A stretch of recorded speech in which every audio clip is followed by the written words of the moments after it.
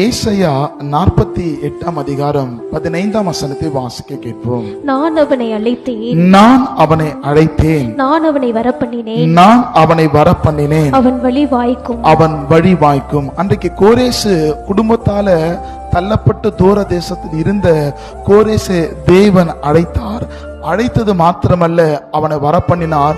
வரப்பண்ணி அவன் செய்கிற காரியத்தை கர்த்தர் வாய்க்க பண்ணினார். இந்த வார்த்தை கேட்கிற நீங்கள், ஒருவேளை நீங்க தூரத்தில் இந்த வார்த்தை கேட்டுக்கொண்டிருக்கலாம். இன்றைக்கு கர்த்தருடைய வார்த்தையை கேட்டு நீங்கள் மனம் திரும்புவீர்கள் என்று சொன்னா, நீங்க செய்கிற காரியத்தை கர்த்தர் வாய்க்க பண்ணுவா.